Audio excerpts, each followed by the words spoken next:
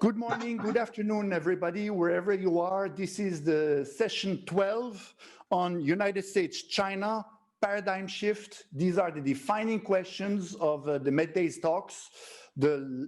We have this session and then a session on USA and the Middle East that will conclude this edition of the MEDays talk. Hopefully the first edition, because the only edition, because next year will be in Tangier. And so it is definitely an issue that we'd like to dive into. Basically, are we facing a paradigm shift in the US-China relationship? It's a very, very complex dynamic. Very fundamental changes are occurring as we speak. Obviously, the last confrontation we saw between superpowers was the United States and the Soviet Union, and we know that the latter has lost its war based not on military confrontation, thank God, but it was on the economy. And that is precisely why this new upcoming confrontation or competition between the United States and China is very worrisome because of the weight that China has economically over the world trade.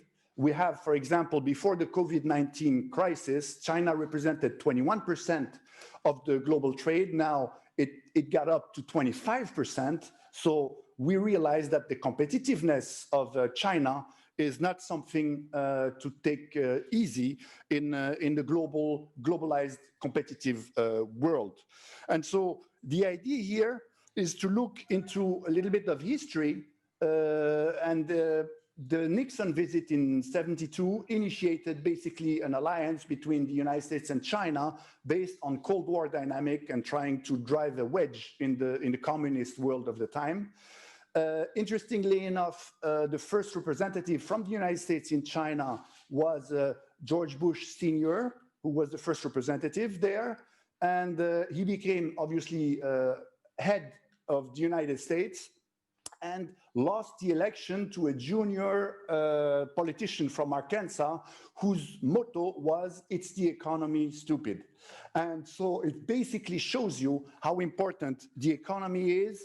And before I yield the floor to Professor Young, I'd like to highlight the tectonic shift that happened 2 days ago, basically with the signing of the Regional Comprehensive Economic Partnership, the first multilateral free trade agreement to include China, connecting China, Japan, South Korea, Australia, New Zealand, and the ASEAN countries in a free trade zone, the largest in the world, 30% of the GDP, 30% of the population, so far outpacing the North American NAFTA treaty, and the European Union. Without further ado, I'd like to introduce Professor Young, who is a professor at the International Studies Institute and director of the Economic Policy, International Economic Policy of the University of Beijing. You are also professor at the Communist Party School of the Chinese Ministry of Foreign Affairs, and you're very much versed in all the Chinese economic issues, Chinese economic policies, and USA trade relations. Please, Professor Wang, enlighten us on this upcoming dynamic between China and the United States, particularly post-COVID. Thank you very much. Thank you, Chairman. Hello, everyone. Dear friends, first of all, I would like to present my deep thanks for the invitation and the chance to present my perspective on this very important topic, the US-China relations. First of all, I would like to argue that the two countries, the two second largest of the global economy, has been engaged in the situation of conflict and strategic rivalry, very unfortunately. Why? First of all, I think the two economies has been largely and closely interdependent. right? So they are, both of them are the essential parts of the global economy, which has been formulated in the last 3 decades since the end of the Cold War. So I think if this strategic the rivalry, right, continues, both countries will suffer tremendously, as well as the global economy. All the members of the global economy will lose.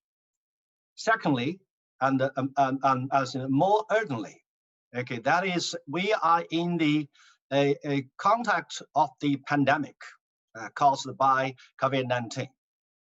COVID-19, to me, is the first major globalization crisis.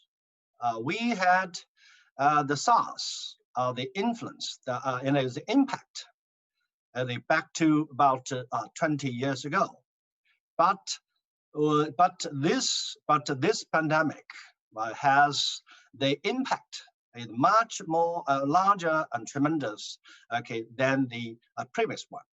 So we need international cooperation. As the members of the global village, we should help each other fighting the pandemic together. But very unfortunately, because of such relationship, okay, the giants can't work together. Okay, I think we lost the best chance of the pandemic fighting. Okay, that's the first point I'd like to share with our friends. Secondly, as the chairman pointed out, the relationship has been very complicated, right? On one hand, we have seen the growing interdependence and close relationship, a lot of mutual interests between the United States and China. But on the other hand, both countries have the different interests and opinions in a lot of fields. Right? So that is both sides in the last decades, especially since the global financial crisis of 2008, we have seen a changing world, a changing international order, and we've seen the changing political landscape in the two countries. Right? So in 2 countries in the world, we have seen the rise of populism, and you see trade protectionism and economic nationalism. Right, so that is US-China. That is, it seems to me that is some of the consequences of the economic globalization. I don't blame economic globalization for the problems of the relationship, or the problems of the domestic, economy and the suffering of the people. Right, that is broader context. The fundamental problem lies in the failure of domestic politics in dealing with the major issues such as the widening wealth gap between the rich and poor in most every countries. Right, in the countries of election politics, in the countries in the United States. So these kind of things has turned into a very important sources of grievance and unbalanced politics. Okay, that is something taking place, not limited to the United States and other countries. Right. So the third point, that now we will be seeing the arrival of new president. Okay, that is of the United States, right? Even though that is still uncertainties about who will be in the White House in the January. But 2 countries face now have a window of opportunity of resetting the relationship, right? Mr. Biden is knowledgeable about China, is knowledgeable about the US-China relations and world affairs. And he also has supported by very strong team on China and the global. So I expect the two, more reasonable, justifiable policies on China, on international relations on the American side. And if that was the case, it will cause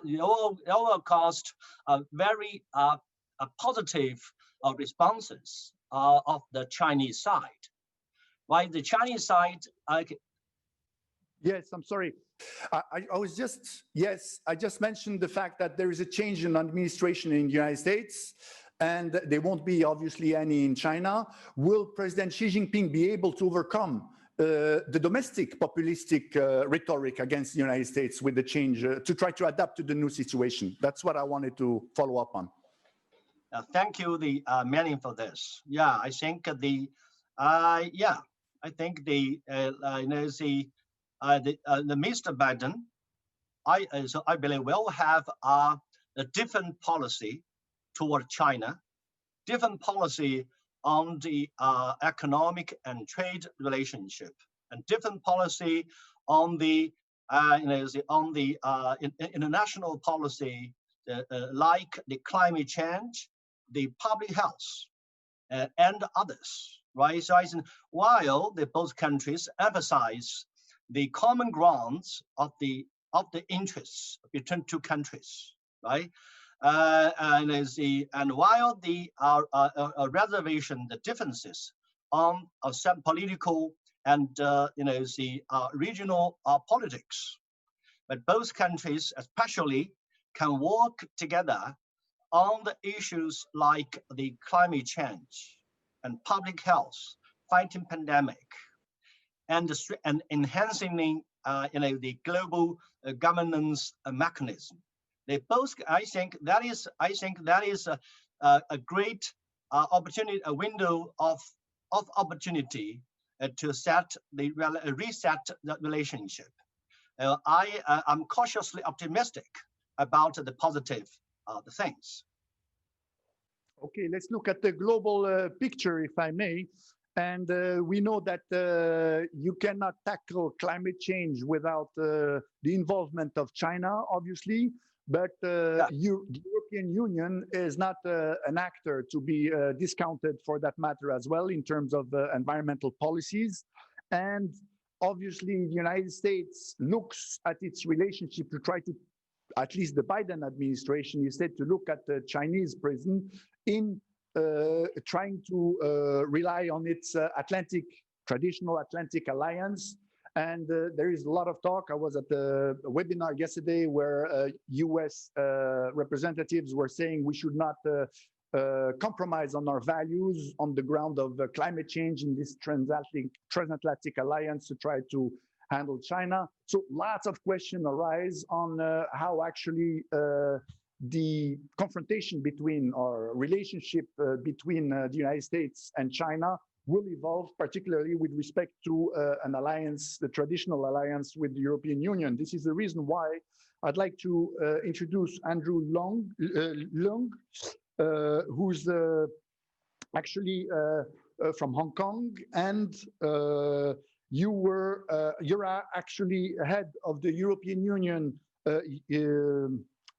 research program in that city. You have been trained in the diplomatic studies with the EU in Brussels, and you are expert in EU relation between China and the EU and the balance, hopefully with the US. So I'd like to hear it from you, basically, Andrew. What, in your view, is the European dimension in their respective relationship with China gonna do in this paradigm shift that we're discussing today? It is not just a European-China issue, nor is it just United States-China issue.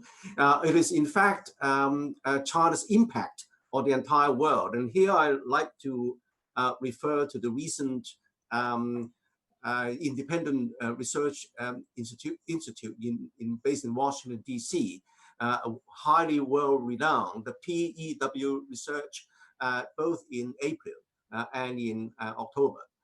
It found that there is a global groundswell of negative views on China, suggesting it's not just a question of China-United States problem. Is in fact China's rise has given way to a lot of issues around the world. For example, there is a in fact, that the negative views have reached historical high levels, both in the United States and in the European Union and around the world. I think that there's a feeling, well, for example, talking about the United States, there's a feeling that China is all out.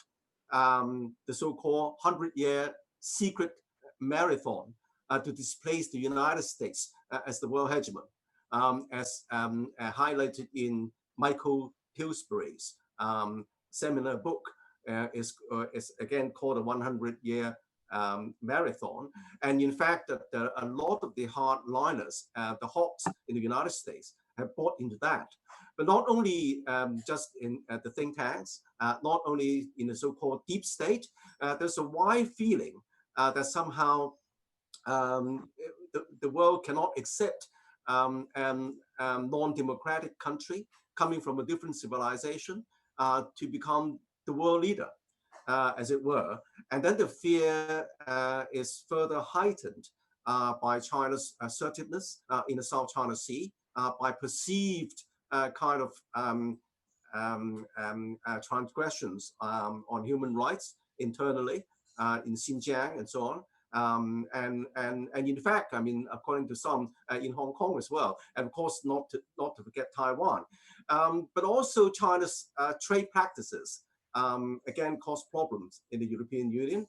The perception is China is not playing fair by the rules, and I stress the word perception. I'm not 100% agreeing with that, but anyway, there is a widespread perception that China has not been fair, even though China is the biggest beneficiary of the liberal world order led by the United States. So you have a lot of problems there. And the problem is further compounded by the kind of wolf warrior kind of rhetoric amongst China's, some of China's diplomats, and then the kind of rhetoric in social media. So I think that in order to resolve this issue, I agree with Professor Wang that, of course, Joe Biden's presidency would represent an opportunity. But let's be real, because this China scare, the China risk, China threat is bipartisan. In fact, there is very little both parties agree in the United States, but both parties do agree, and not only amongst the politicians, is amongst a lot of their supporters, that China's threat need to be confronted. So I think that Joe Biden is unlikely to go soft on China. But of course, Trump being Trump and Joe Biden being Joe Biden, I think the method would be different. I think Joe Biden will be more fair, more consistent, more predictable. But I don't think it's likely to go soft on China on some of these key issues. Now, as to what China can do, obviously, the cooperation with the United States on climate change, of course, this would be useful. And also promoting green energies, and in fact, even helping the United States and the rest of the world to ameliorate the problem caused by North Korea. For example, don't forget that the old Vietnam War, for example, is a key reminder, is a timely reminder that military coercion didn't work, whereas now Vietnam's become a dynamic country. So if China could help in turning North Korea into a Vietnam, I think that would be a great help. And I think there are a lot of things that China can do in promoting the kind of economic development in North Korea, rather than, because the United States, especially under the hawks in the Trump administration, I think that you were there at the last, was it the last but one media forum? There was someone from the United States saying that they should bomb the hell out of North Korea. And I was on the panel and said, well, you can't do that, because that's not the way to solve problems. So I think that there are a lot of things that China can do to become a more responsible stakeholder. I think climate change is a big thing, but also making its economy more open, creating a more level playing field, the kind of reciprocity, access to companies, and also tuning down some of the subsidies to state-owned enterprises, which, for example, the European Union feel that it's not fair. How can they compete with a large corporation? It's heavily subsidized. Of course, there are European Union and the United States do subsidize their large corporations like Airbus, like Boeing. But I think that China's much more, the subsidy is much more widened. I think that I think the United States and the European Union countries feel that China needs to become more transparent and then more open, and then creating more reciprocity. Now, the problem also arises of China's Belt and Road, because there's a huge pushback against the Belt and Road all over the world. The Belt and Road, of course, is a very timely and very mighty kind of initiative. And there is a lack of infrastructure all around the world. It's all very, very good. But the problem is that the Belt and Road is not transparent enough. It is not, there is a lack of governance. There is a perception of corruption. There is not open to other players. So a lot of things that China can do, and I do agree that under the Biden administration, both China should take the initiative, and for example, starting by tuning down the kind of wolf warrior rhetoric, first of all.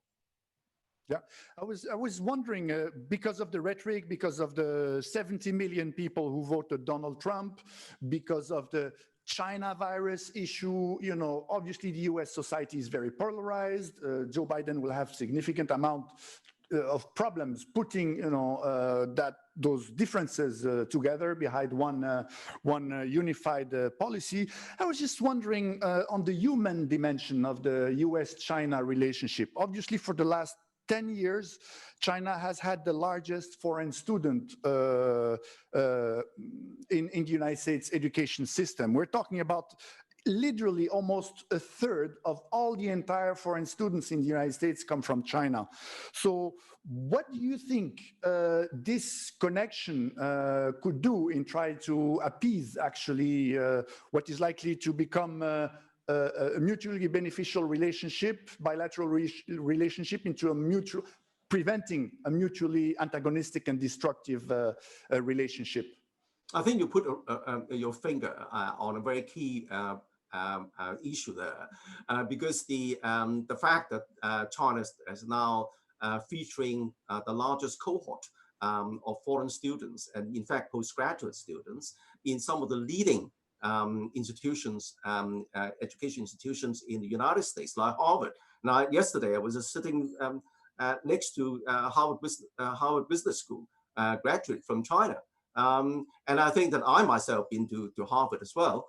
But I think that that is a tremendous way how to build understanding between the both countries. But unfortunately, under Trump, everything China does, everything China involved in the United States looks like espionage, looks like a way to undo the United States economy or politics. I think that under Biden, I think that this would be could be greatly improved.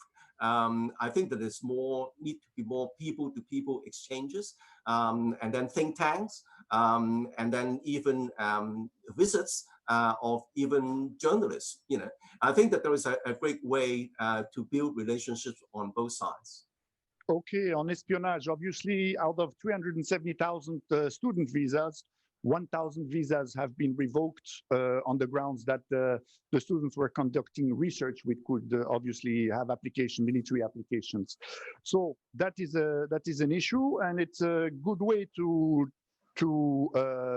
actually introduce our next speaker. who's an economist, essayist, and international consultant on basically the weight of balances in international financial institutions, investment funds, and strategic perspective. We know that, for example, the weight of China in international institutions become ever more important. It owns 1.1 trillion, for example, US Treasury bonds. So this is actually a reason why, and I don't know whether you would like me to, yeah, you can pursue in French or in English as you like. Please let us know what you think basically this relationship between the United States and China comports in terms of risk and regulatory conformity, for example. Alexandre, the floor is yours.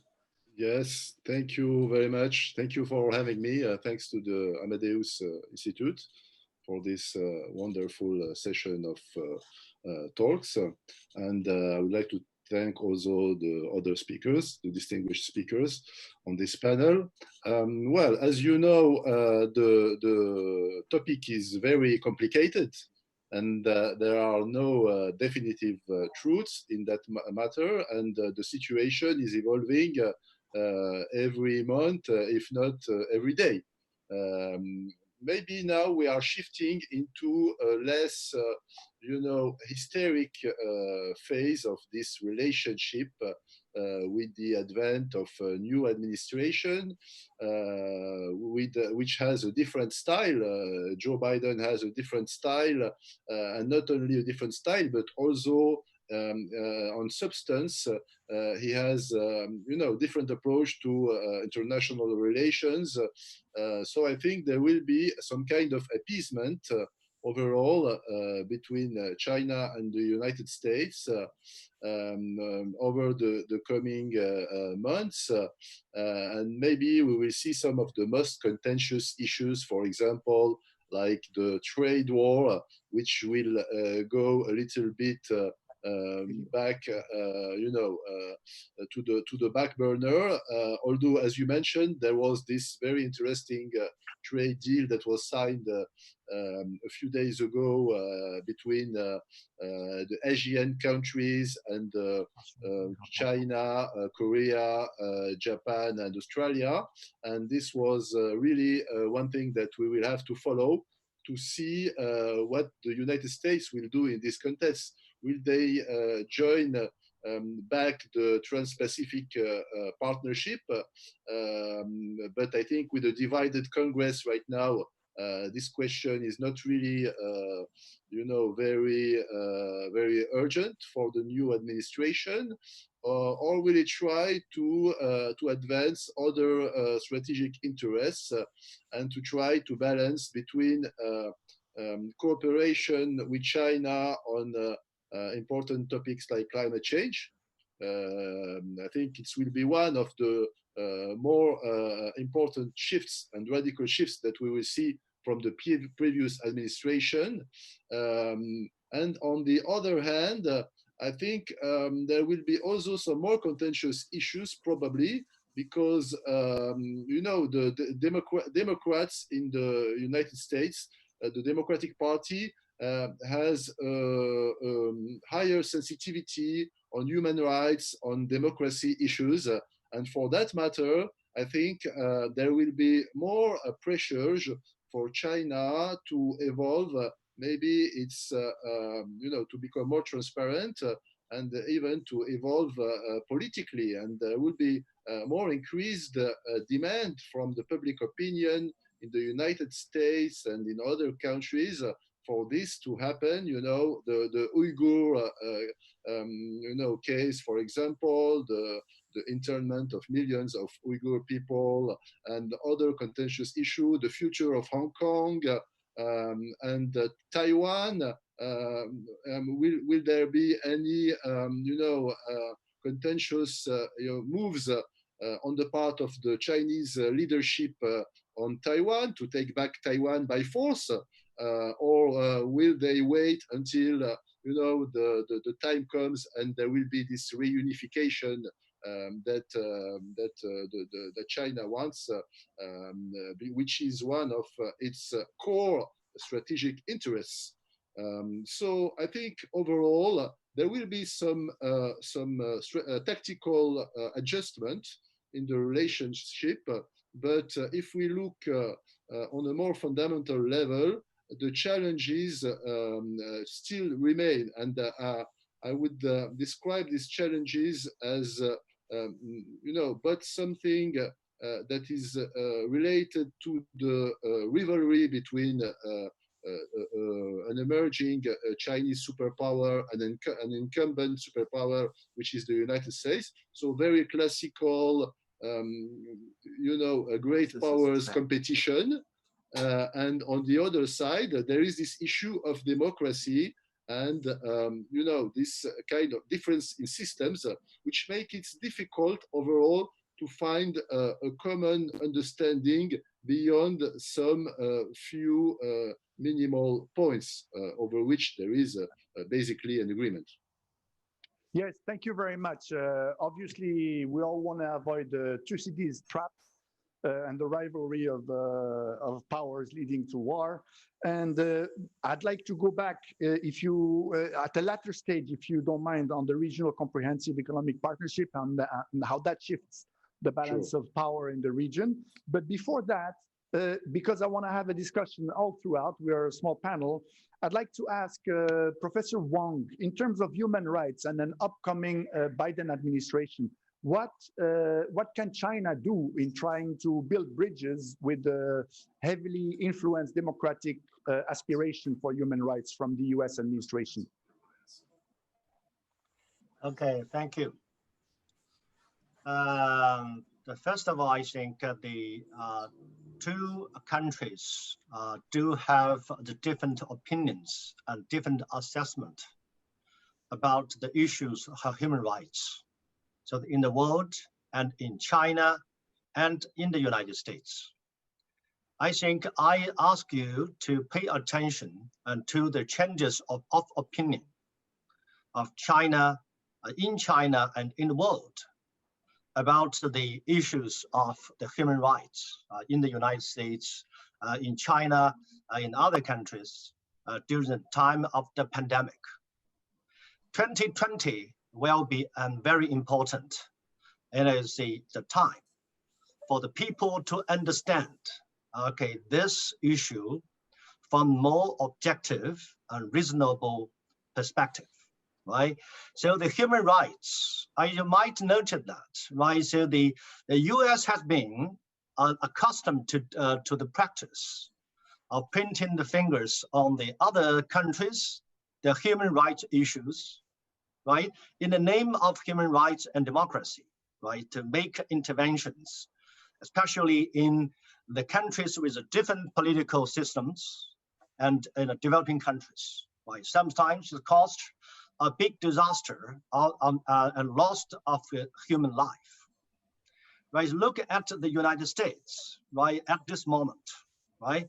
So that is a government. That is a government which put the political interests, the narrow political interests, before the people's life. Okay, that is a country with a very serious situation of interracial relationship, right? That is people like the report of the United Nations Human Rights Commission, right? That does exist. The systemic integrations, the human rights abuses. Right? So now look at China. Right, so I think that is, the Western medias, right? So they tend to be, to discuss the situation in Xinjiang, Hong Kong, and Taiwan, right? So Taiwan. So I think that we need to pay attention to the fact, right? In Xinjiang, China is the country. The country, with the country affected by the largest number of terrorist attacks in the last 20 years.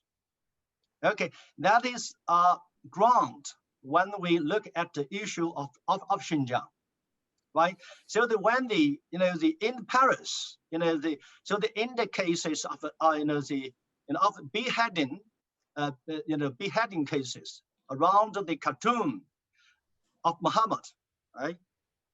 So that is we have some the opinion, even that is a narrow group of people, right? In the countries like to mention China and Xinjiang, try to turn attention from the problems of of religions and political contradictions in Europe on China. If I may interrupt, we've been, as a developing countries, emerging country, we've also been confronted to human rights abuse allegations, and Morocco has done, I think, a fairly decent job to try to bridge this perception, because there is obviously manipulation on these issues, and we have set up councils, procedures, etc.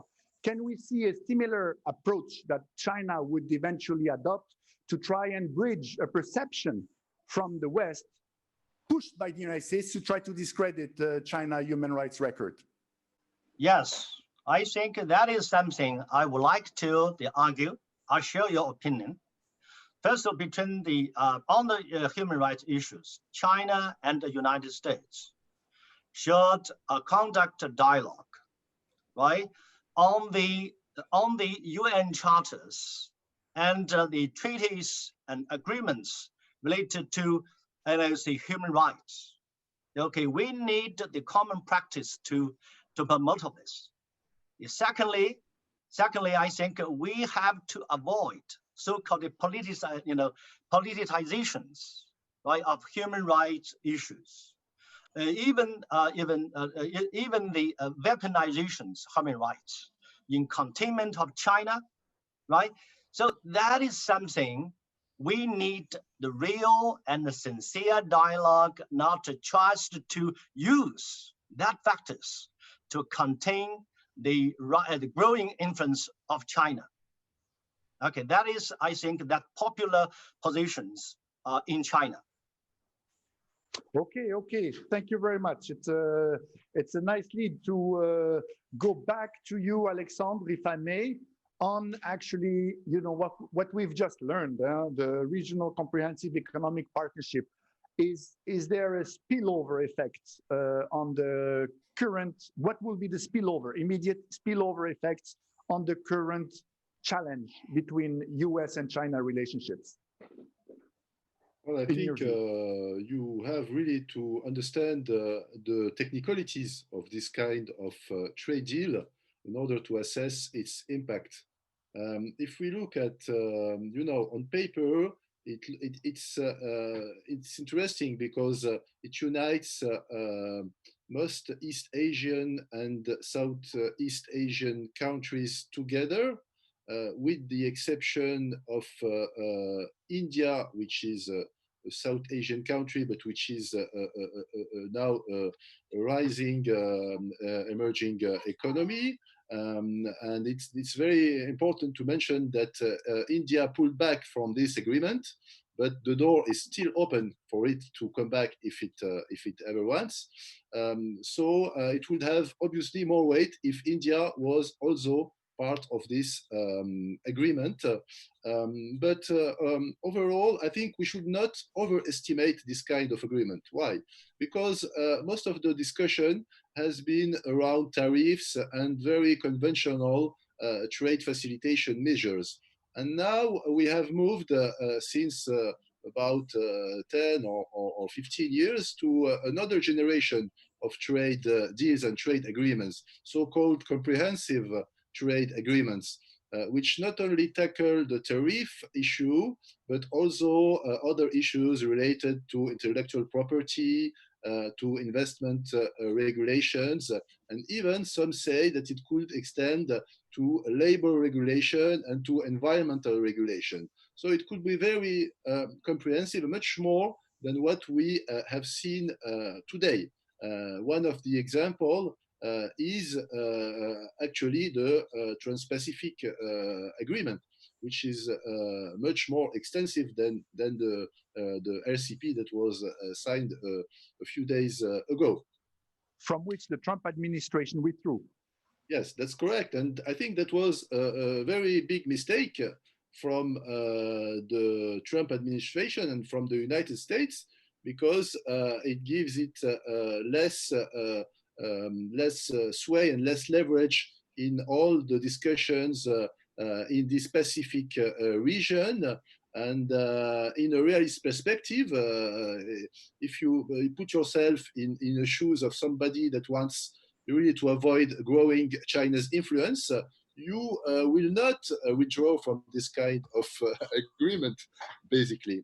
So I think there are other issues, obviously, with that agreement, which explain this decision. It was not irrational, but anyway, this is not the topic for that. But overall, what I think is that the real issue today is not this about these regional agreements, is about the future of international trade. And this is very much related to the World Trade Organization and the future of the World Trade Organization, which, as you know, has been blocked and paralyzed over the last 4 years, especially because the Trump administration did not want to, renew the appeal instrument and the dispute settlement instruments. So basically, they preferred to go on their own unilaterally, and they kind of destroyed or almost destroyed these instruments.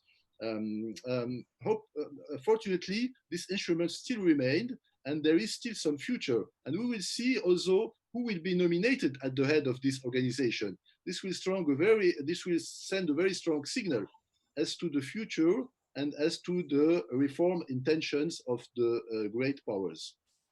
Absolutely. And we've seen also kind of an interesting remark by Pascal Lamy on the trade imbalances between the United States and China. And he actually mentioned even then that there is a statistical bias on the value of the last country of origin. If you take the real value of what's being exported to the United States, you could find the trade deficit actually cut by half. So there is also manipulation of perception in this inequality. But nevertheless, there is a fundamental shift that is happening, particularly with the COVID crisis. We have now a United States which will witness a 3.5% economic recession over the years in 2020, and China that emerges, in fact, more powerful on the global trade scale with a nevertheless slower economic growth of 2%. But nevertheless, China has not witnessed actually a recession, particularly in the beginning of the pandemic, when we thought, okay, the Chinese economic model is now in jeopardy. So basically, this is a question I'd like to address to Andrew. Do you think, and we mentioned WTO, do you think that it is the end of the unipolar system that emerged after after the Cold War, and what French Foreign Minister Védrine mentioned as a hyperpower of the United States? Do you think now this is the end of a unipolar world and that we are shifting into a bipolar or multipolar world, let's put it this way, with a rise of multilateralism? I'd like to have you to take on this question, and if I can perhaps have the opinion of Professor Wang on it as well. The floor is yours, Andrew. Well, I think that globalization has been with us for many, many decades. Its benefit to the world is a key driver to world economic growth and prosperity.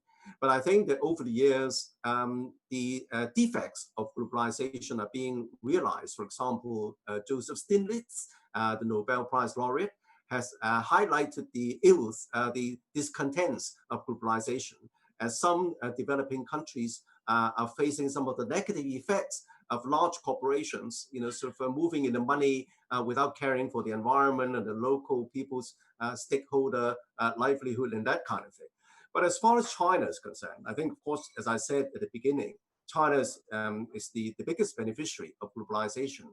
But again, some countries see that China's trading practices are not being fair, lack of equal access, or reciprocity. And also in terms of the world, we are seeing game changers.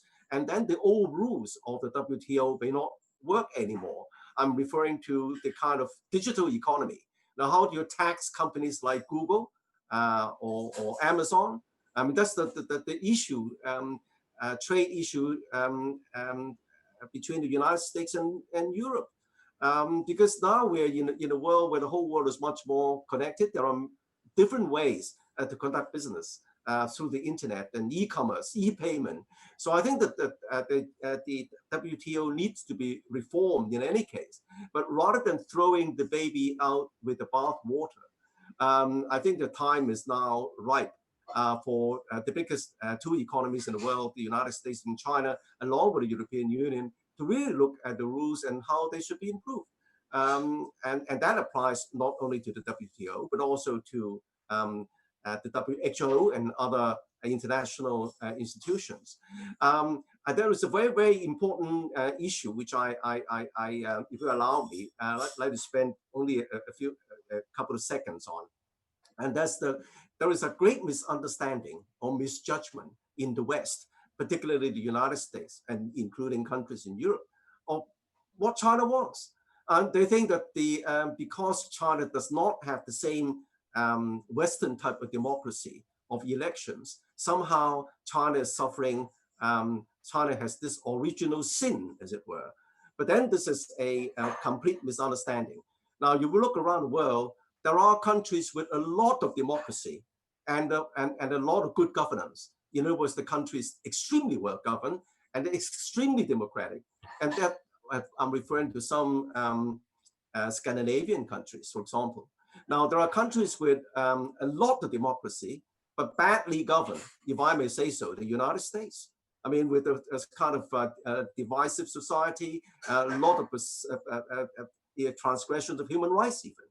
And then there is a third category where there is perhaps not so much democracy compared with the West, but extremely well governed. For example, China. According to the latest Harvard Kennedy School study, which was only issued only a couple of months ago, the degree of support of the people of the government, China ranks almost the top of the world. So, and then of course the last category is where countries have no democracy and badly governed, and then you have what President Trump referred to as shithole countries. You see, so I think that not all countries are the same. Not all countries are the same level of development and historical, cultural, and so on and so forth. So I think that to understand what China is all about and the China relations with the West, one needs to talk about this. One needs to analyze the issues and coming up with some of the problems there that inform this misunderstanding of China. Okay, so obviously there's a lot of bias on the rise of China and its role on ending, or we'll see how that will unfold, the unipolar system of the United States after the fall of the Cold War. Professor Wang, your take on this issue. How would the multilateral world, multipolar world function with the rise of China, and what would be China's role in that world? Thank you. Yeah, I think there is uncertainties about the future of the so-called unipolar world. Okay, that means the predominance of the United States in this world. Right? A lot of uncertainties, right? So I access the point that China is not the major challenges to the U.S. positions in the world. The major positions mainly come from the United States per se, that within its domestic politics, right? The issues like increasingly politically divided country, right? That is gun violence, the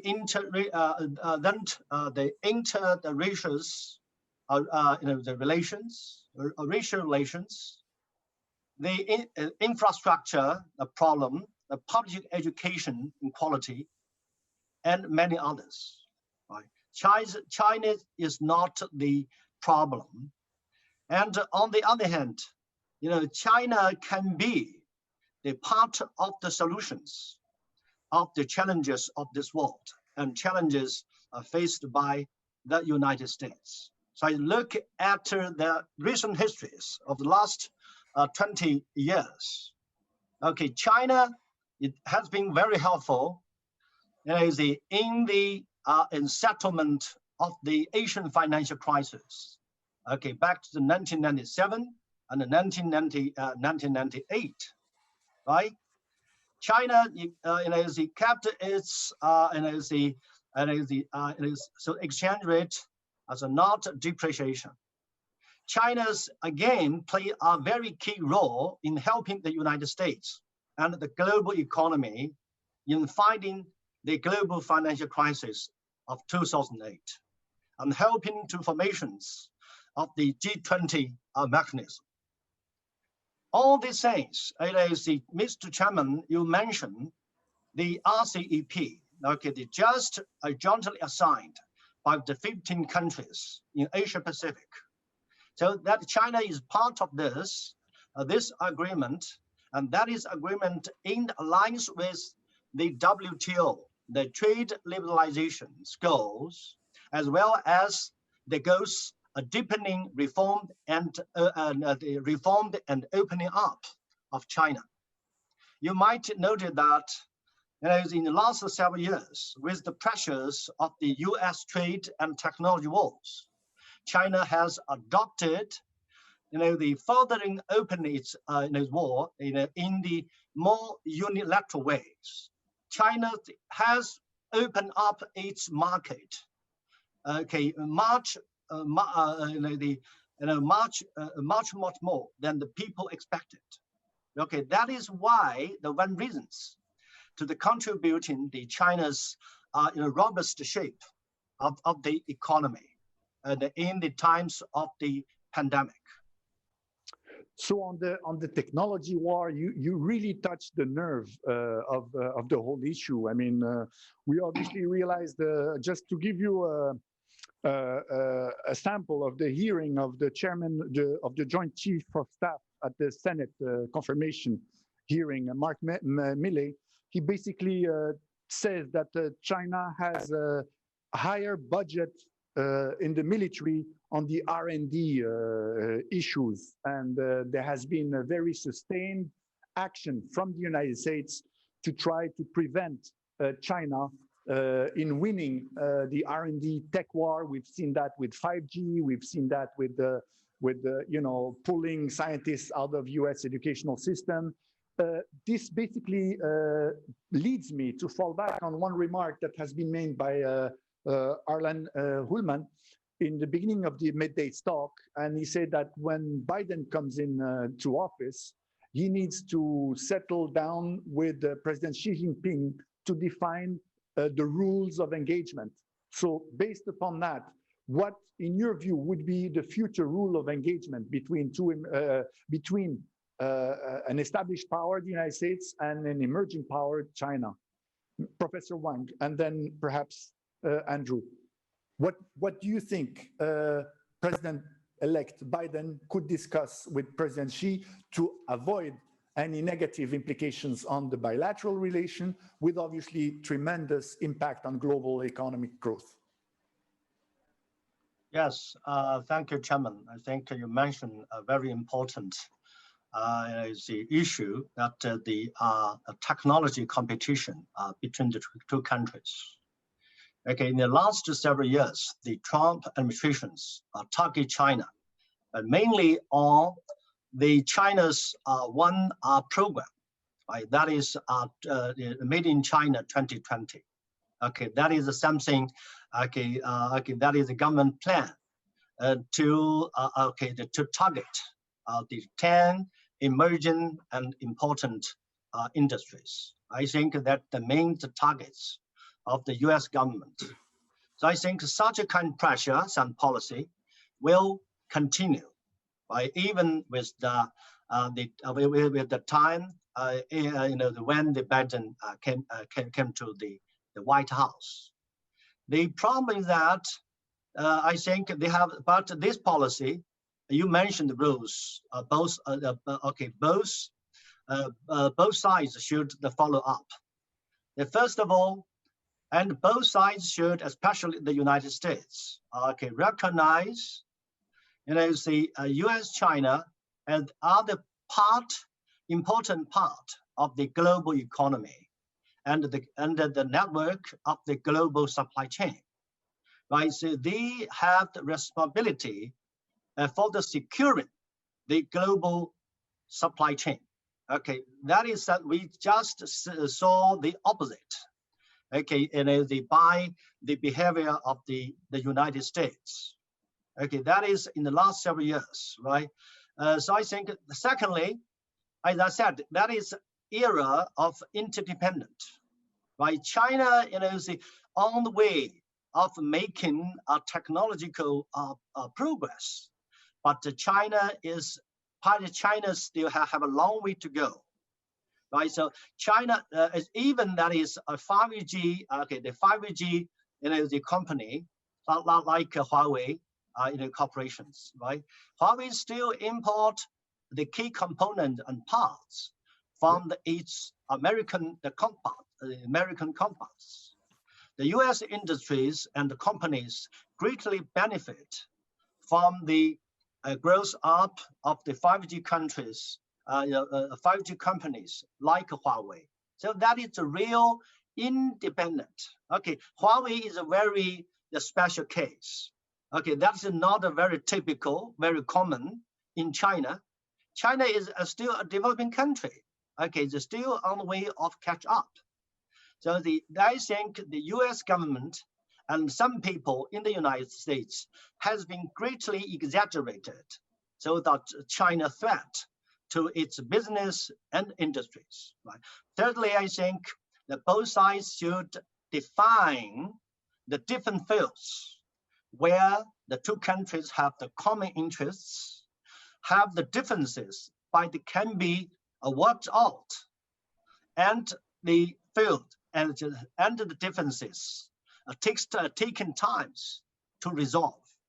We have to develop the different lists, right? We should work together on the common interests.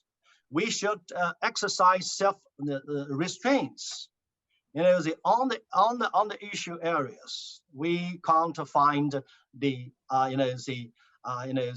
common interests at this moment, right? Absolutely. So we should be very careful to handle that. Absolutely, and we have paradoxically seen collaboration between the United States and China during the COVID crisis, namely once an ally of the United States, namely Saudi Arabia, engaged a price war on oil with Russia, which sent the oil market in total chaos, US stock market as well. And it's basically thanks to China's help and US-China channels that actually the price of oil was actually could reach some level of stability by buying further oil in the critical crisis, which could have led to a 1929 type global depression. So, Mr. Young, on the rule of engagement between the United States and China, what would you have to say? Well, I think that China would have an uphill battle because of this deep-seated misjudgment of China and a lot of misconceptions. I referred to the Pew Survey earlier in the beginning of this session, and then a very, very negative views on China around the world. In fact, the most distrusted leaders among the world is Donald Trump and President Xi. It's not just the United States. It's all over the world. I mean, and President Xi is just ran above Donald Trump. And so this shows the kind of mistrust, the kind of misconception about China. I have a list of things that China can do, referring to the kind of worries and the kind of concerns in the United States and the West and in the West. I think that China should get its message across more clearly, that China is unable and unwilling to displace the United States as the world hegemon. Let's not forget that the United States has got military presence in 70 countries around the world, and is spending on the military something like 37% of the world's total, more than the next 10 countries combined. And above all, and the renminbi is not about to take over the US dollar, the mighty dollar, anytime soon. So why should the United States worry so much about China?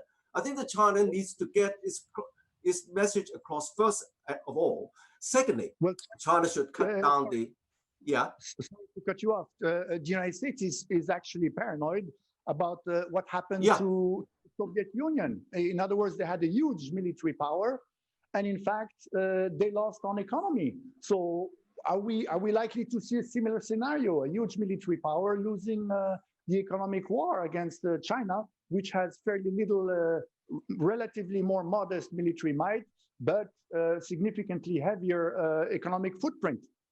I don't think that military confrontation is likely, bearing in mind that, of course, both the United States and China are very strong nuclear powers, in addition to China's possession of hypersonic, separately navigable warheads, intercontinental missiles, and not let alone nuclear submarines and so on and so forth. I don't think that a war between a hot war between the United States and China, or between the United States and Russia, is likely. However, this happened. Yeah, during China. The war, but it's the economic that actually lost. We're already seeing a trade war, and we are already seeing the United States clamping down on high technology like Huawei, because the perception is not just economic competitiveness, there's the fear of national security. That somehow or another that threatens Americans' internal security. I think that this fear is likely to persist. But let me come back to the kind of solutions. Apart from the cutting down the wolf warrior rhetoric and explaining China's true intentions, I think the United States, that China should take advantage of this opportunity of an upcoming Biden administration to work with the United States to take the initiative to solve the pandemic problem. Vaccines, equitable distribution around the whole world, so as to show that both China and the United States are responsible sort of powers in the world, but also in terms of the South China Sea, which of course is a big problem to both the US and indeed some of the smaller countries in that area.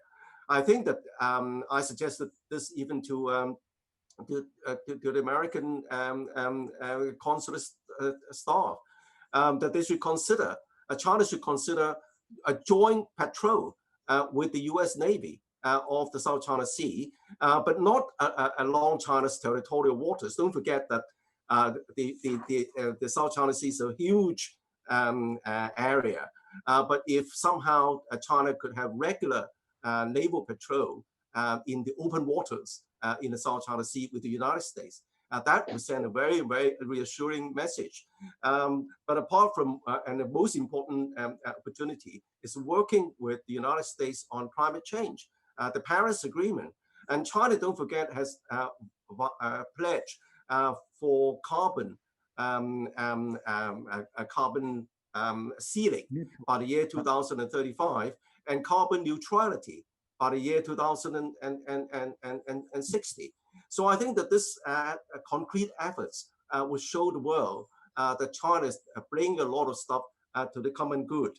And of course that refer to the reform of the Belt and Road Initiative to make it more open, working with the United Nations, working with the World Bank, working with other countries, and then paying more attention to the other stakeholders, and even working with civil society. So a lot of things that China can do. And then I hope that in the 14 5-year plan, a lot of things would be addressed in growing a greener economy and in further opening up the country. I think that would all help.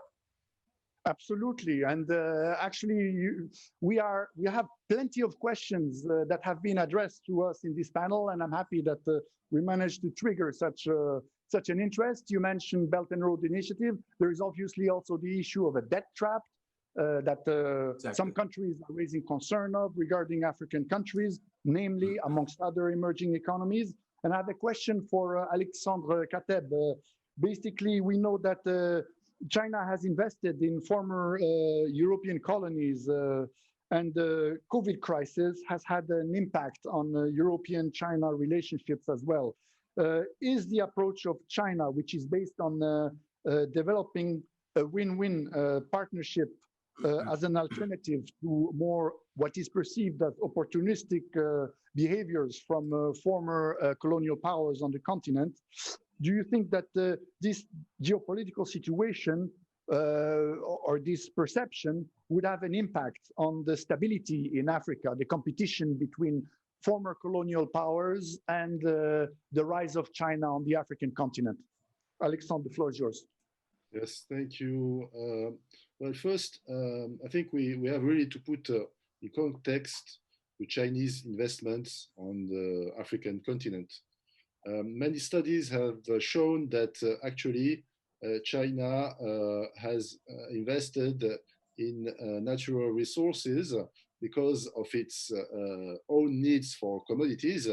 And it also, Chinese state engineering companies have also built many infrastructures in Africa, which were financed by Chinese state-owned banks, which was perceived as something as a win-win indeed for these countries, because for decades there was this infrastructure gap, and the European countries, or any other Western countries for that matter, were not eager to finance this infrastructure.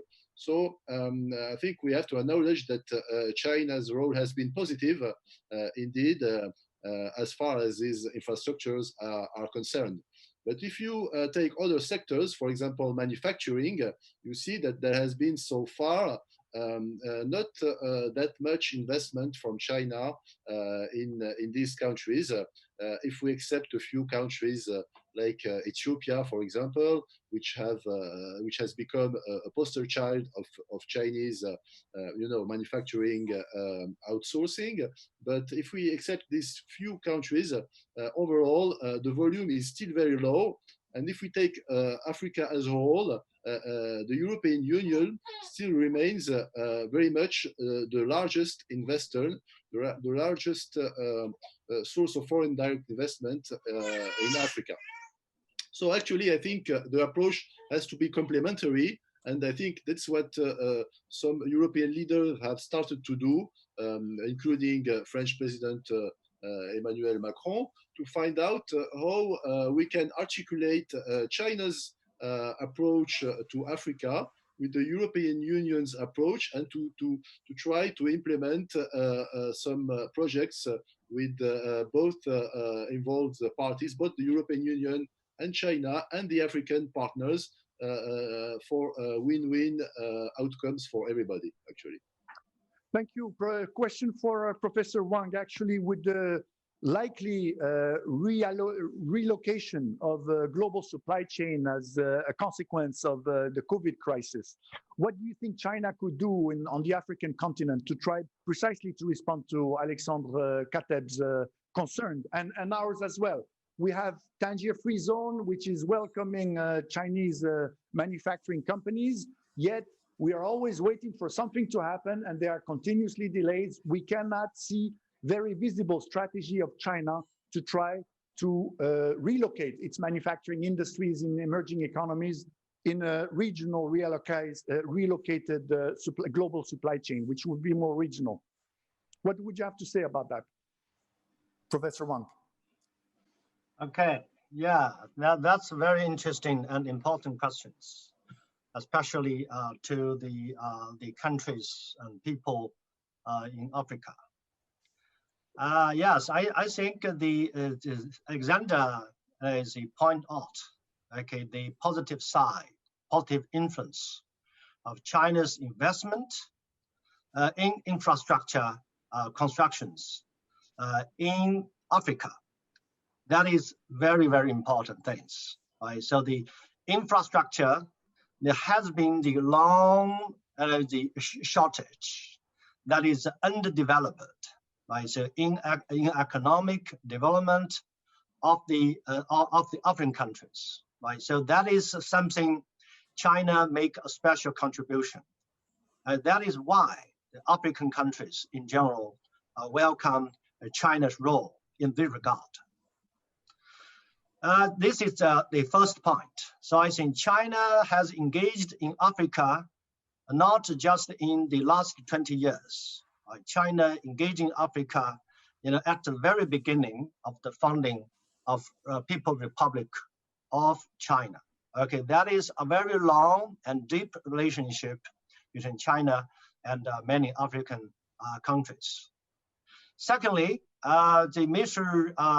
Chairman, you mentioned the relocation of the supply chain, right? That is, I think that is potential for some of the factories, workshops, be moved out from China to Africa.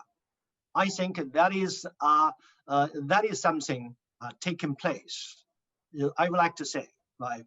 So at this moment, China also have pressure of the increasing wages and labor cost, right? So I think we have seen this. So in the last several years, right? So that is the low value added manufacturing supplies has moved to some of the Southeast Asian countries, especially Vietnam, right? Some to go to India and others, right? So I think at this moment, Africa and China and the French governments, for example, should work together to figure out how to affect these private investors in the manufacturing sectors in China to be relocated to Africa.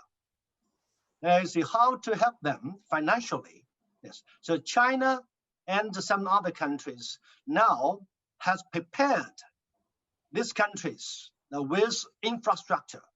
Now we need the help, assistance from the European countries, the United States, and international development institutions to support and finance the manufacturings in in Africa. So the Ethiopia is a good example, right? So that is China, the built infrastructures which has attracted a lot of the Chinese invested the factories there, and exports from the Ethiopia to European and American the markets, so that we can follow that examples to let more African countries benefit. But that very depends very much on the joint efforts of China, France and other European countries, as well as the United States. But we've seen China, for example, in Africa. Morocco has made tremendous, I take Morocco as an example because we're obviously in Morocco. Morocco has made tremendous progress in improving its infrastructure, railroad, highways, ports, and this has been largely made without the help of China. So we have a feeling that as much as China is comfortable working in Ethiopia to try to open up to European partners, it is reluctant to engage in countries where it has had not this prior investment in infrastructure. So what do you think could be done to overcome China's reluctance to invest in manufacturing capacities in Morocco and other countries which have not benefited from China's initial investments, first of all? Second of all, do you think Europe is capable to engage constructively with China regarding this issue? Question is yeah, you, Professor. Thank you. When I visited Tangier last year, I noticed that is the special economic zone of industrial park has been set up in the suburb of the city, Tangier. So I think that we also see some the factors from the Chinese companies. Okay, that is something I think that is On one hand, Chinese government can give incentives for the Chinese company to invest in that. That is something, that is policy of the Chinese government. But on the other hand, because that is has to in line with the market economy, the local governments, the African countries like the Morocco and the other countries, should study it very well to help, this Chinese company or the company from the other countries, right?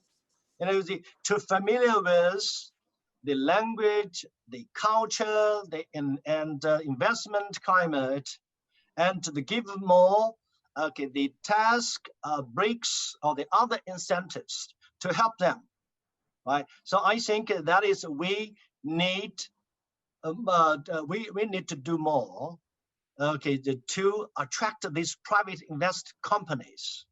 Okay, that is something I think we should work more on that. Okay, Alexandre, on the attitude of Europe towards China's involvement, for example, in the African continent, and then we'll go back to the US-China rivalry.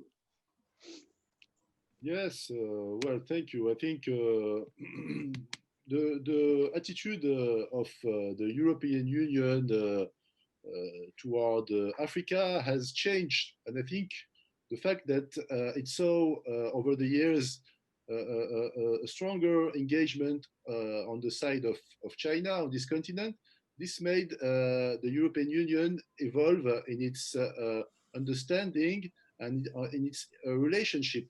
Whereas it was considered like a former, colonial sphere of influence. Following, these developments, now there is this so-called strategy, equal to equal strategy between the European Union and Africa, which has been initiated by former European Commission President Jean-Claude Juncker, and which is followed up right now. But obviously, what Africans now they wait for results. They need more investment from Europe, especially in areas like the digital economy, where Europe can invest more. China also can invest more.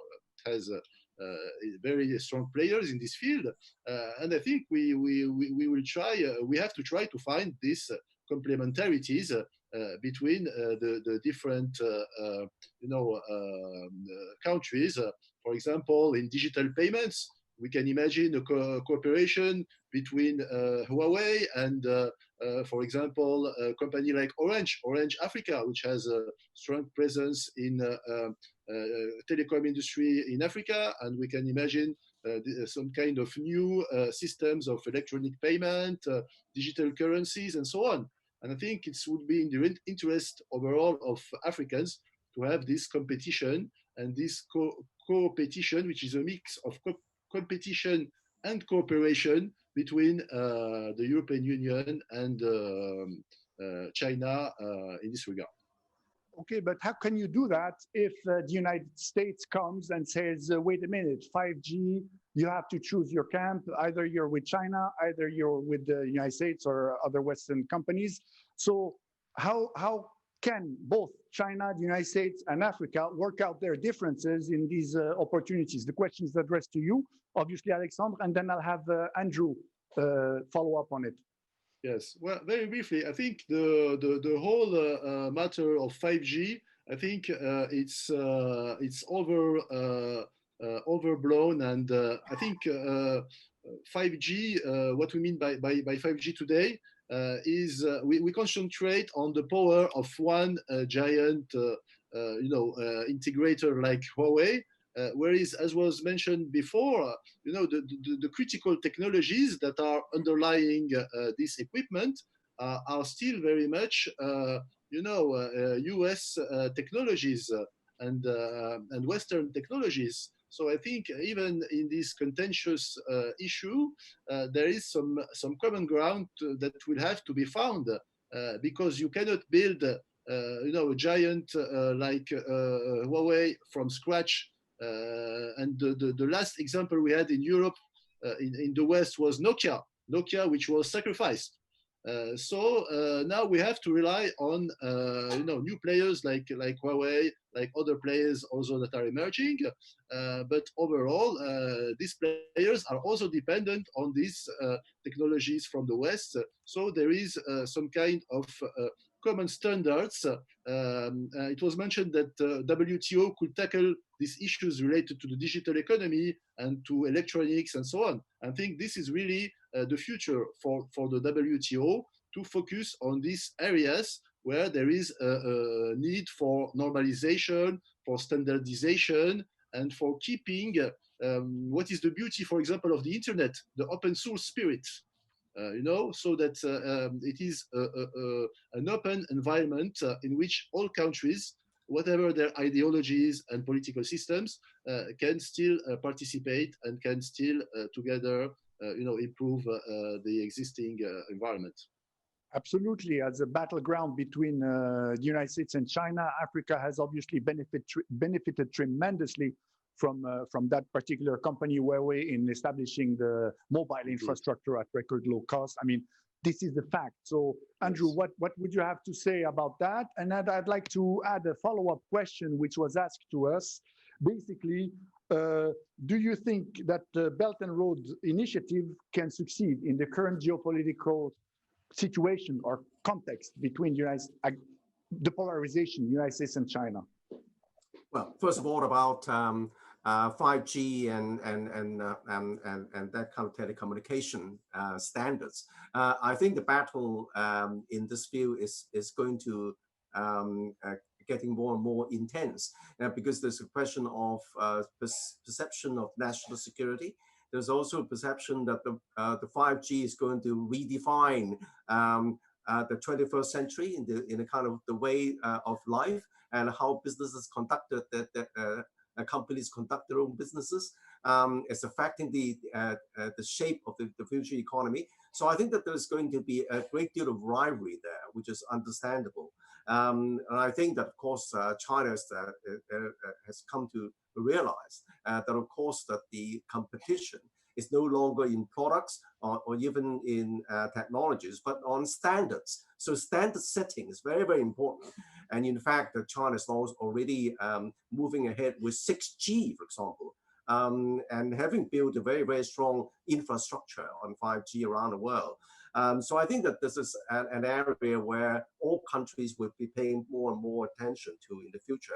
Now, coming back to Africa, I think that China's engagement with Africa has a very, very different dimension compared with the West. China's engagement has been capacity building, whereas a lot of the Western countries' investments in terms of aid to certain African countries, and aid creates an addiction on aid, and then the countries would become more dependent on aid, whereas China's engagement is to build capacities, infrastructure, hospitals, roads, highways, power stations. So that is obviously very, very, very helpful. But I think the most important thing is that African countries, especially those resource-rich countries, suffer from a perennial problem, which is called the resource curse.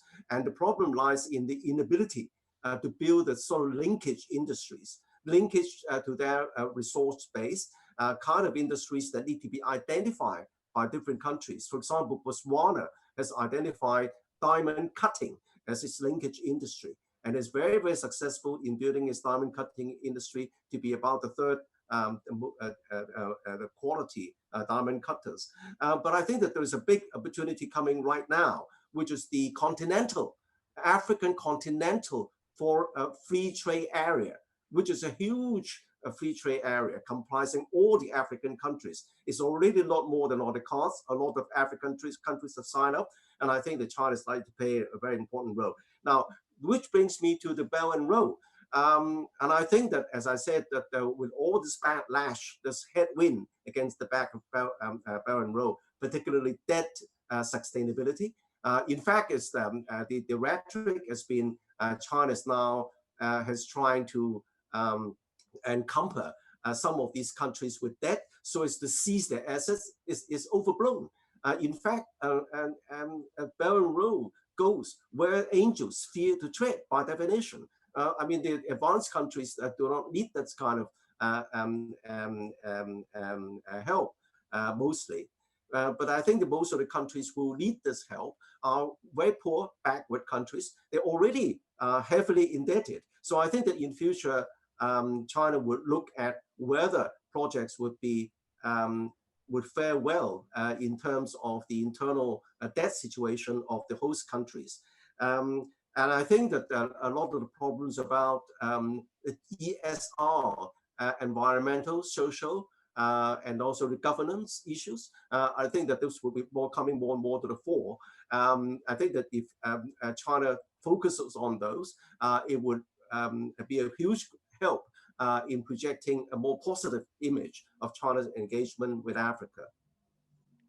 Okay, you mentioned obviously these prospects, but I would like to go back to the strategic competition between the United States and China and what we have witnessed in the past with the Soviet Union and the United States.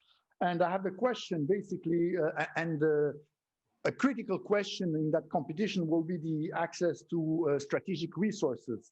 And so basically, could Africa become the ground for proxy wars between the United States and China on the access of resources? We start to see now trouble in Ethiopia.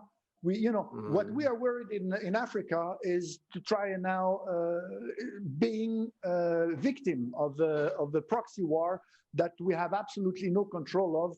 And if you'd like to respond to it, that will be fine. And I'd like to have Professor Wang's reply on that as well. Go ahead, Andrew, if you have something. Of course, Africa is the world's is a kind of cornucopia of resources. First of all, agricultural resources in terms of arable land. Africa remains the largest, possesses the world's largest arable land, still untapped, still undeveloped, but for lack of infrastructure. Because you have very, very fertile land out of nowhere, and then no farmer will be able to take their products to the market. And of course, then there's huge other resources as well, water and solar, various other resources left largely untapped, and oil and gas. Now, the world is now changing, as China at least, is now moving its economy away from fossil fuel. Particularly as China wants to grow a greener economy, more sustainable. And of course, the United States is becoming more and more self-sufficient on resources. So unless the United States, like the hawks in the Trump administration, wants to use anything to bash China with, which is unlikely under the Biden administration, I don't think that there would be a great deal of proxy wars. Using Africa as a kind of playground for US-China relations. Yes, you mentioned agriculture, and obviously to be competitive in agricultural production, you need fertilizers. Morocco is a leading producing country of fertilizer, mainly phosphate-based, and we certainly don't want to be a victim of a proxy war between China and the United States over food security, global food security. So yes, I'd like to address this question to Professor Young. Proxy wars in Africa, possible or not? I don't know whether you are still with us. I'm not sure that is the case. There's been a connection problem. Go ahead. Go ahead, Professor Wang. Hi. Yes, I'm still here. Thank you. Yeah, Thankful. be happy. Thank you very much for sharing this long conversation. I think by now I hasn't yet seen very important signals of development of the strategic competition between United States and China in Africa for so-called strategic resources. At this moment, I don't think that is a question. I think China will I think will welcome the United States make contributions of the building of infrastructure in Africa, helping the African countries compete with China, right, to help the development, economic developments of African countries. And the African countries have already benefit from the growing role of China and the competition brought by China presents. The two Americans and the European countries. Okay, that is something good, right? But at this moment, I don't think that is some so-called strategic, and even that is privacy proxy war. And most important now, because as I said, U.S. and China as a very important partner to each other. Two countries, a lot of common interests, a special responsibility for the regional and global prosperity and stability. The problem now is inherent the cooperations and trust between the countries, like the conceptions and ideas about each other, about ourselves, and about the goals of the countries in the world. So both countries should be humble, and the United States should recognize, right? So that is so-called post-World War II international order should be reformed, adapted to the era and development of today. Right? So that is we should be more upon to the United Nations, multilateral institutions. To handle the international relations rather than the hegemony of the military alliance coalition. Okay, that has been out of the date. So I very much appreciate the remarks of the former president of the United States, Jimmy Carter, when President Trump made the telephone conversations with to him, okay, in May 2018, right? The President Jimmy Carter said, "Since I established diplomatic relationship with China, China started the course of reform and opening up, and been concentrated on a peaceful development of its country. That means in the last 40 years, China has been concentrated one-minded on the economic development and let the one-fifth mankind of the world benefit. Right? So they look at the United States. We can counter the days of the United States when the United States, okay, was not in the war or intervention in the affairs of the other countries. According to his Jimmy Carter's calculation, that means $4 trillion has been invested in the wars, and China used that amount of money in peaceful construction of the countries. Right? So the United States should follow this advice, like and a lot of people like Jimmy Carter. Right. So I think the United States, look at the chaos and political divisions of today. China is not enemy. China is not the cause of U.S. internal problems. Right. U.S. is at the very important moment to make a right choice about itself, about its foreign policy. I think I hope Mr. Biden and his team can bring the hopes to people of the United States and people of the world.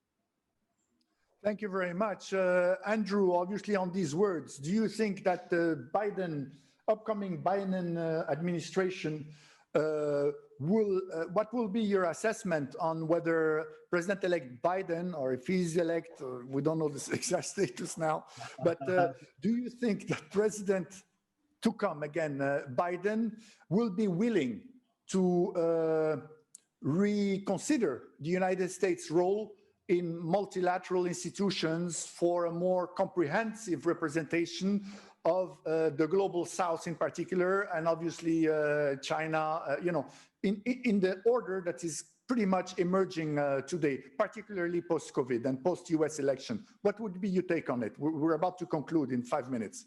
Okay, well, I think that apart from the problems which I've outlined, there is also the perception that China is now eating Americans' lunch, because previously, with the United States helping China to enter into the WTO, China was only producing Nike shoes, T-shirts, but now China is producing a lot of high-tech products, and also in the kind of financial trading, that kind of thing, e-payment.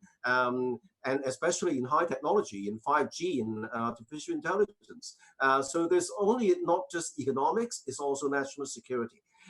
So I don't think that the Biden administration is going to go soft on China. Don't forget the Democratic Party under Hillary Clinton was the first to impose the kind of pivot to Asia, so as to contain China. So I think that this tactic is likely to continue.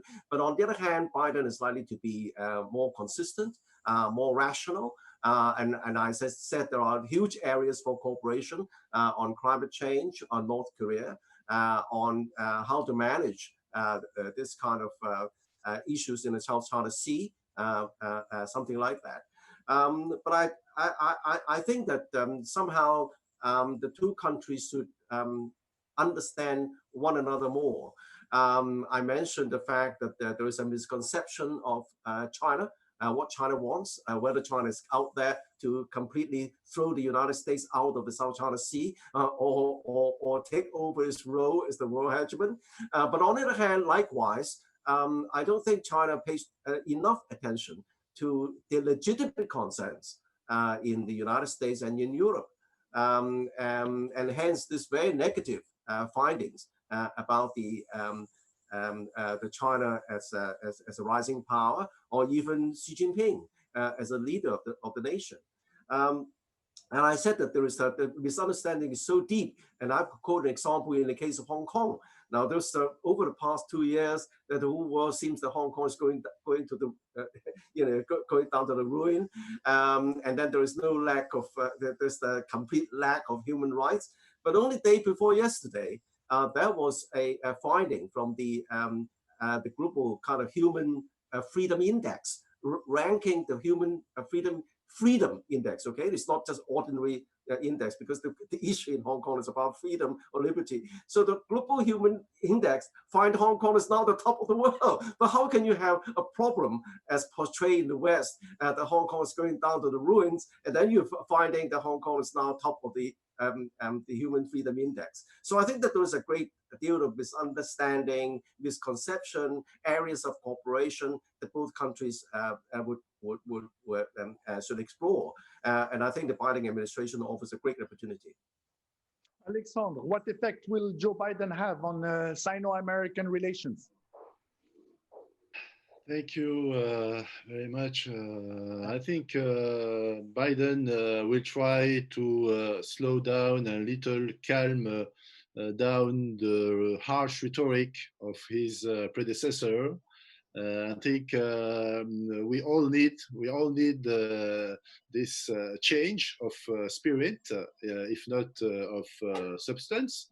And I think the strategic, the strategic motives underlying this complex relationship and the challenges associated with this relationship will remain, actually, whoever is in the White House.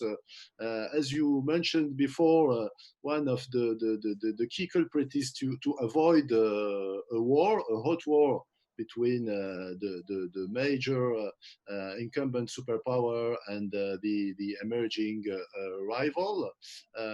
We should not forget the European Union, which is actually the first market in the world, the first economic power, and in the future we will perhaps move to the United States of Europe.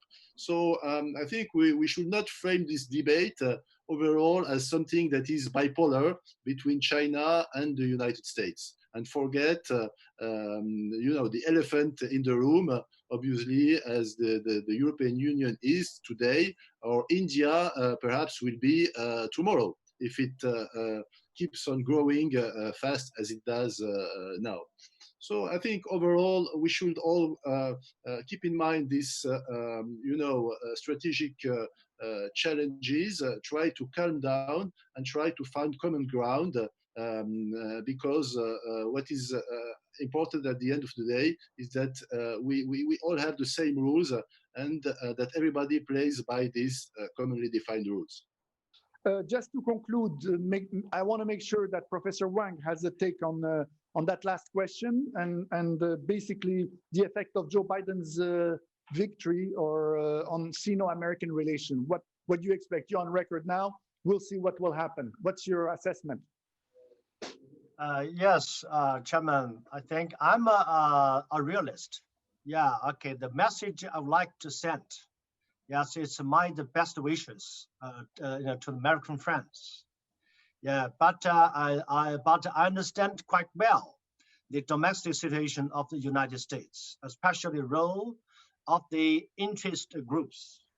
It's very hard for the United States to come to the political consensus on reform, or to given up the positions it has been enjoyed for the decades after World War II. Right, so I think that up to the American friends, to make decisions about that.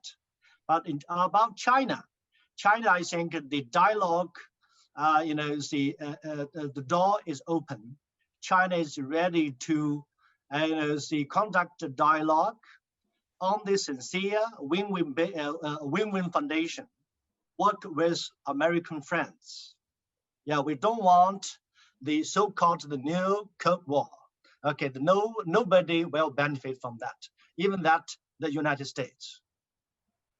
Okay, on these positive words, I also want to mention that the elephant in the room could not be among us, because there is obviously a transition in the administration, and I do not believe that anybody would want to get polarized in the current debate. So hopefully next year, in 10 years, we'll have the same debate with all representatives present and happy to engage in a fruitful conversation, just like we had today. I'd like to thank you very much for being with us. Thank you very much. Thank you. We really look forward having you in Tangier next year. Thank you very much. Thank you very much. Thank you. Thank you very much Thank you. for the opportunity. Thank you. Thank you. Bye. Thank you.